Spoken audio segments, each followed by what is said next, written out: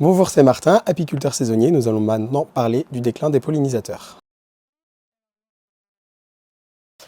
Bonjour, moi c'est Mélanie Père, je suis apicultrice dans le Var, à Barjol. On conduit 350 ruches en bio, on est transhumant et on fait du miel. Toi, travaillant avec des insectes pollinisateurs, comment tu adaptes ton métier à cette baisse?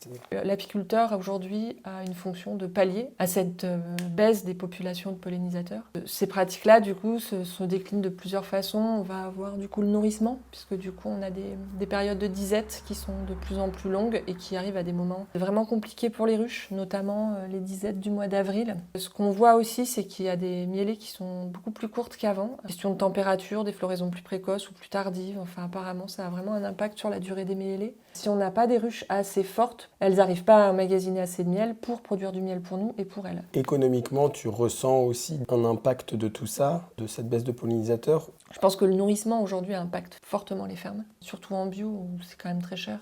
L'élevage peut-être moins parce que du coup c'est quelque chose qu'on peut plus facilement faire à la ferme. Le nourrissement prend beaucoup de place. Le moment où je nourris, est-ce que je nourris pas? Est-ce que là il y aurait une mielée dans une semaine et puis finalement il n'y en a pas, j'ai pas nourri, merde. Pour une personne du coup qui chercherait à s'installer, quel conseil tu lui donnerais? Qu'est-ce qui pour toi est prioritaire dans ce métier d'apiculteur ou apicultrice? Il faut aller en formation. Nous ici, au niveau du département, on a notre association de développement apicole, où du coup des apiculteurs qui font de l'élevage s'échangent des rennes pour les tester, etc. Et tout ça suivi par des techniciens, et je pense que ça c'est vraiment des approches qui vont nourrir le futur en fait, qu'on mette ce savoir en réseau pour comprendre ce qui se passe, parce que seul sur sa ferme, je pense que c'est compliqué.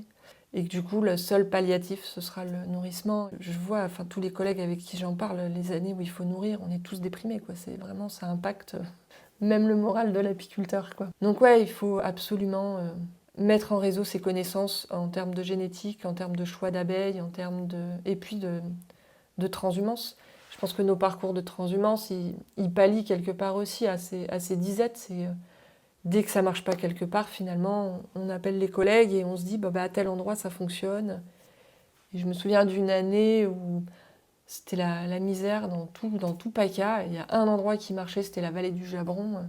On est tous allés dans la vallée du Jabron, on a réussi à quand même à faire du miel.